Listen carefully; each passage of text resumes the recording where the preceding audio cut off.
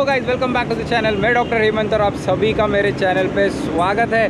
बहुत दिनों के बाद ब्लॉग हो रहा है। बीच में एक ब्लॉग बनाया था, कुछ फाइल्स करप्ट हो गई, कोई बात नहीं। ये नया ब्लॉग आ रहा है बहुत महीनों के बाद, दिनों के बाद नहीं, महीनों के बाद। सो आज हम आए, बारिश शुरू हो गई है, तो बारिश शुरू होने के बाद ट्रैक करना तो बहुत ज़रूरी है, क्योंकि साल भर ट्रैक नहीं होते और बारिश में ट्रैक करने का मज़ा ही अलग होता है। सो ट्रैक करने आज पहुँचे हम मुंबई के नज़दीक ही है, पालघर डिस्ट्रिक्ट में अशेरीगढ़ में। सो अशेरीगढ़ का आज ट्रैक होगा, सारे मज़े करेंगे। आपको पूरा अशेरीगढ़ का इन्फो भी मैं दे दूंगा। आगे चलते, पर इससे पहले शुरुआत करते हैं। हम घर से कितना बजे निकले, क्या किया, कैसे पहुँचे, सबके बारे में बात करेंगे। तो चलो आगे बढ़ते हैं। तो हमने अपना सफ़र सुबह शुरू किया था 5:30 बजे। 5:30 बजे हम मुंबई से निकल पड़े। ये है ऑलमोस्ट 97 किलोमीटर फ्रॉम मुंबई और रास्ता बहुत ही है, स्ट्रेट गुजरात हाईवे पकड़ना है, पालघर की तरफ निकलना है और जैसे ही मनोर आता है, सो मनोर से और एक 10-15 किलोमीटर आगे ही खोड़कोना गाँव लगता है, वहीं पे हमारा बेस विलेज है। और जैसे ही हम बेस विलेज के नज़दीक आए, हमने पहले सोचा कि थोड़ा पहले ब्रेकफास्ट कर लेते हैं, क्योंकि गाँव में आपको कहीं पर भी ब्रेकफास्ट या और कोई भी ऐसी फैसिलिटी नहीं है जहाँ पर आप कुछ अच्छा खा सकें। जैसे ही ब्रेकफास्ट ख़त्म हुआ, हम और आगे बढ़े और 15-20 किलोमीटर के रास्ते में बहुत अच्छा लगा, क्योंकि बारिश जस्ट शुरू होने वाली थी, मौसम थोड़ा अच्छा हो गया था और बारिश के मौसम में बाहर निकलना, ड्राइव करना और उसके बाद ट्रैक करना, उसका मज़ा ही कुछ अलग है। जैसे ही हम जैसे हम हाईवे पे थोड़ा आगे बढ़े, वहीं पे कोने पे लेफ़्ट साइड में एक आपको बहुत बड़ा ग्रीन कलर का बोर्ड दिखेगा। उस बोर्ड पे अशेरीगढ़ का पूरा डिटेल्स दिया गया हुआ है और बोर्ड के साइड से ही एक रास्ता, जो कच्चा रास्ता है, वो गांव की तरफ निकलता है।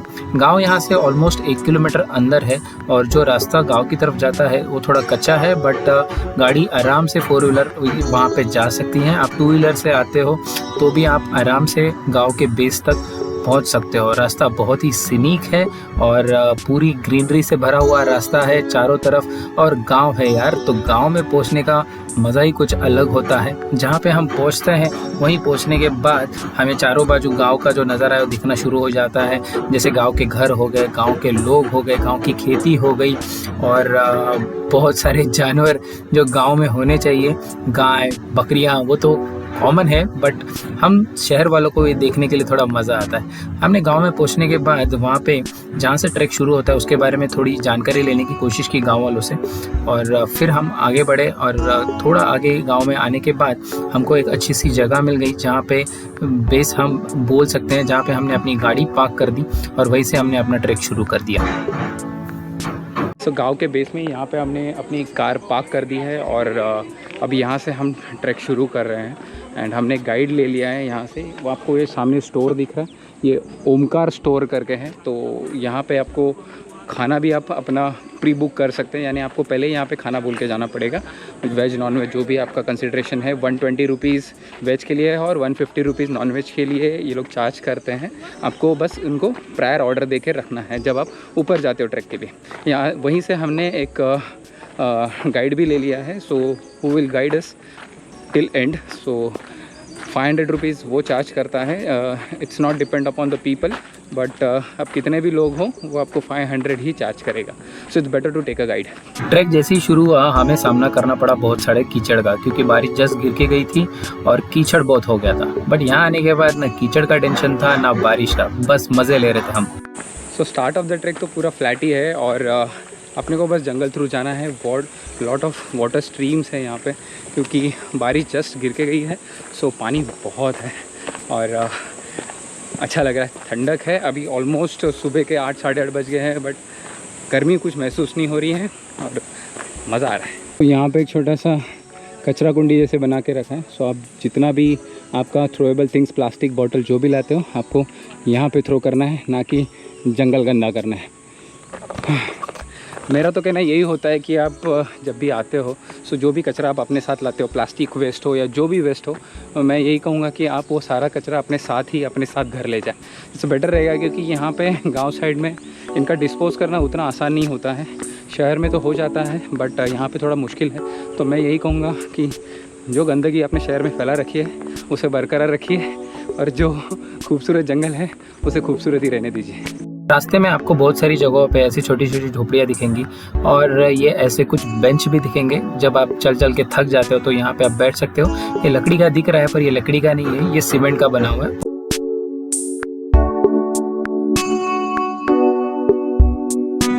जंगल की तरफ बढ़ता हुआ रास्ता बहुत ही खूबसूरत है और इतना मुश्किल भी नहीं है, कुछ अपना सा लगने लगा था यहाँ पे आने के बाद, क्योंकि जो चारों ओर फैला हुआ जंगल था और उसमें से निकलती हुई जो राह थी वो बहुत ही खूबसूरत थी और आसान भी थी, क्योंकि रास्ता सीधा सीधा निकलता था गढ़ की तरफ और अशरीगढ़ अब ज़्यादा दूर नहीं था।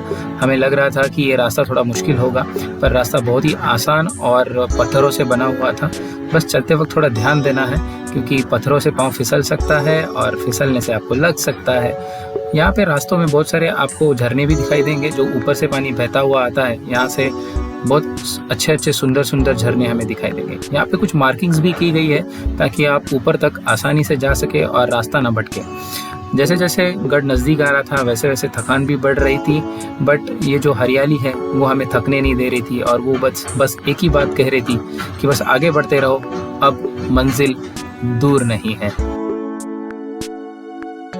ऑलमोस्ट 50% ट्रैक हो गया है और रास्ता पूरा बोलते हैं पूरा पत्थर वाला रोड है, बहुत अच्छा है, सीनिक है, जंगल है चारों तरफ और अभी थोड़ी हल्की बारिश भी शुरू हो गई है तो मज़ा आ रहा है। थोड़े थक भी रहे हैं क्योंकि ये सीज़न का पहला ट्रैक है, तो आगे और मज़ा आने वाला है। Let's go. बस बारिश शुरू हो गई है। जंगल में आने का बारिश ना हो तो उसका मज़ा ही गया। मेजर पार्ट जो था वो ट्रैक का ख़त्म हो गया है, मतलब ऑलमोस्ट 80% ट्रैक हो गया है। अब यहाँ तक थोड़ा इंक्लाइन था, अब यहाँ से आगे थोड़े से रेलिंग स्टार्ट हो जाएंगे। पूरा फॉगी हो गया है यहाँ का वेदर, बहुत मज़ा आ रहा है। जैसे जैसे गढ़ नज़दीक आ रहा था वैसे वैसे हम धीरे धीरे आसमान में समा रहे थे, क्योंकि आसमान हमें छू रहा था और हम उन्हें, बहुत ही अच्छा लग रहा था। गढ़ के नज़दीक पहुँचते ही हमें यहाँ पे एक छोटा सा मंदिर जैसे दिखा, जिसके बारे में हमने यहाँ के बच्चों से जानने की कोशिश की। 80% ट्रैक के बाद मैंने जब बताया आपको, उसके बाद यहाँ पे एक छोटा सा मंदिर आता है। यहाँ के लोकल लोगों का ये मंदिर है, ये वागोबा देव का छोटा सा उन्होंने एक मंदिर बनाया है, बहुत पुराना है। आप देख सकते हैं यहाँ पे वागोबा जी है और इसे अच्छी तरह पूजा जाता है। वागोबा जी के दर्शन लेने के बाद हम जैसे ही आगे बढ़ने लगे वैसे ही शुरू हो गई एक खड़ी चढ़ाई, और खड़ी चढ़ाई चढ़ने के बाद हमें दिखाई दी एक छोटी सी सुरंग, यानी एक छोटी सी गुफा जो 15 से 16 फीट लंबी है, बट उसका मुंह पत्थर से किसी कारणवश बंद कर दिया था। उसे देखते रहने के बाद हम आगे बढ़ने लगे और हमें सहायता दी इन रॉक कट स्टेप ने, यानी पत्थरों में बनाई गई हुई इन सीढ़ियों ने। ऑलमोस्ट 20-25 रॉक कट जो स्टेप्स थी वो चढ़ने के बाद हम लोग ऊपर आ गए और पीछे नज़र आप देख सकते हो फुल फॉगी, मतलब यहाँ तक जो आने की मेहनत थी वो अब रंग ला रही है। फुल फॉगी वेदर है और बारिश भी उतनी नहीं है, तो ट्रैक करने और मज़ा आ रहा है। अब ये लास्ट पड़ाव है यहाँ का, यहाँ पे जो आखिरी स्टेप्स है वो अब हम यहाँ से चढ़ेंगे। आप देख सकते हो ये स्टेप्स।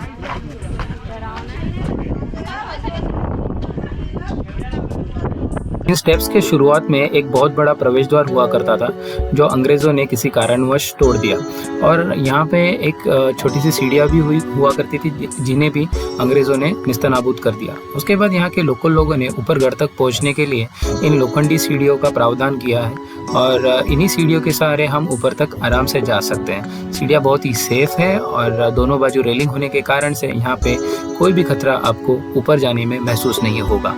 तो ये लास्ट पड़ाव था जो स्टेप्स का था और ये पीछे रॉक कट स्टेप्स वापस चालू हो गई है। सो इसको मराठी में खिंड बोलते हैं। तो एक छोटा रास्ता होता है पहाड़ों के बीच से कट के किया गया हुआ और बहुत ही सुंदर लगता है। पहले यहाँ पे ये स्टेप्स जो आप देख रहे हो ये नहीं थे, ये विपिन भाई है। ये स्टेप्स पहले यहाँ पे नहीं थे, यहाँ पे रस्सी से लोग चढ़ा करते थे। ये स्टेप्स यहाँ के जो लोग हैं, यहाँ के जो गांव वाले हैं, इन्होंने लोगों के कन्वीनियंस के लिए बनाया है। सो चलो आगे का भी ट्रैक कंप्लीट करते हैं और देखते हैं कि ऊपर क्या क्या है। Let's go. लोहे की सीढ़ियाँ चढ़कर ऊपर आने के बाद सामने ही हमें दिखाई देता है पोर्तुगीज कालीन निशानी, यानी उनके साम्राज्य की निशानी, और उसमें ऊपर बना हुआ एक मुकुट जो पोर्तुगीज साम्राज्य के ताकत को दर्शाता है। ऊपर और बढ़ने के बाद हमें हर जगह अब लगने वाली है रॉक कट सीढ़ियाँ यानी पत्थर में बनाई हुई सीढ़ियाँ, और सामने दिखाई देगा आपको आते ही एक अच्छा प्रवेश द्वार जिसमें आपको बहुत सारी नक्शीकारी भी दिखाई देगी, और उस वक्त की जो साम्राज्य की एक झलक है वो इन प्रवेश द्वार पे आपको दिखाई देगी। एज यूजुअल ये भी जो प्रवेश द्वार है वो अंग्रेज़ों ने पूरी तरह निस्तनाबूद कर दिया था, बट अभी भी इसकी कुछ निशानियाँ बाकी हैं।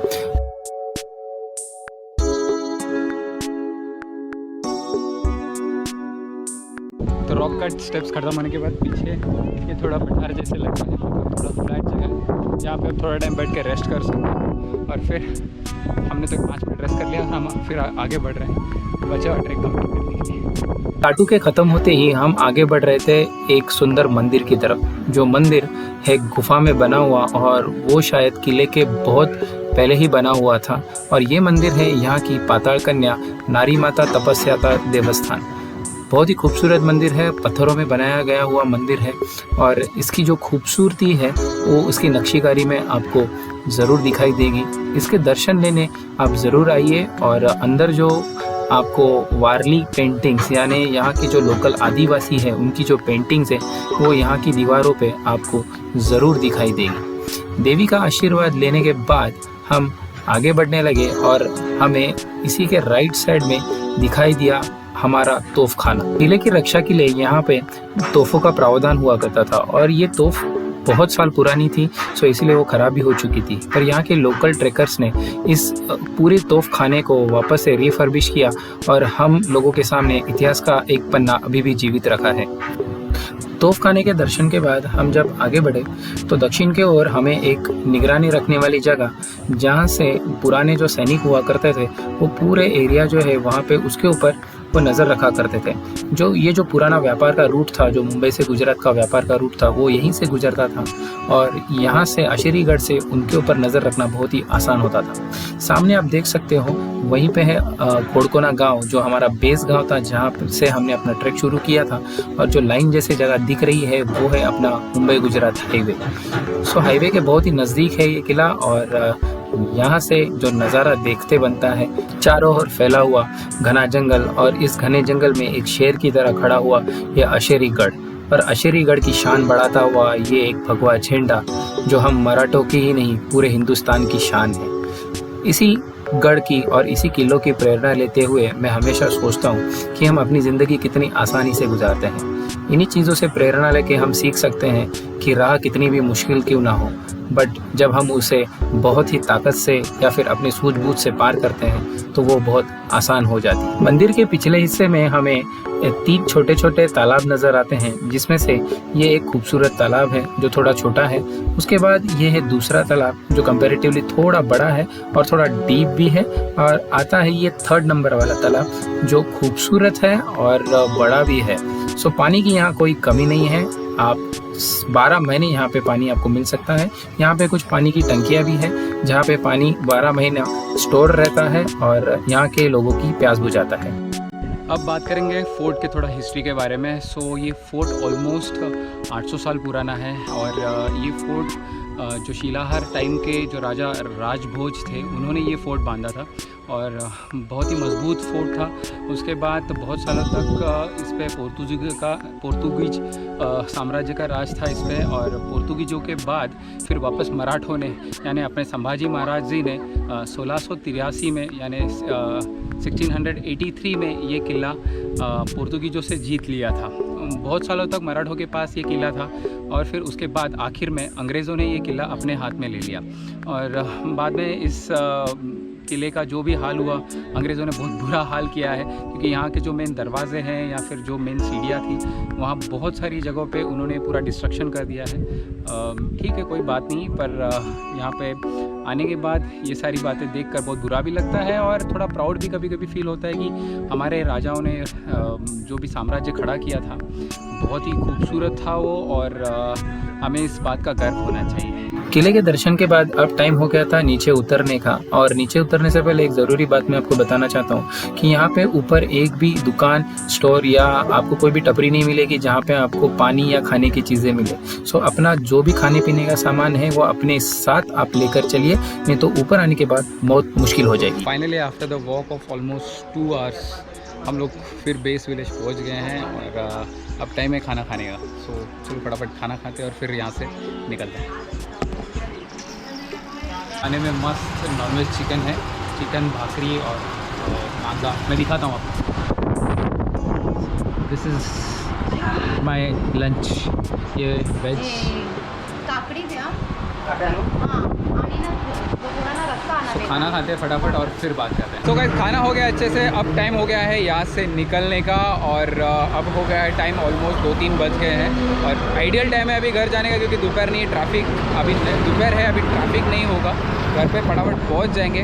अगर आपको ये छोटा सा ब्लॉग अशेरी गढ़ वाला ब्लॉग अच्छा लगा हो तो प्लीज़ लाइक शेयर और सब्सक्राइब करना मत भूलिए। मिलते हैं अगले ब्लॉग में, तब तक के लिए बाय।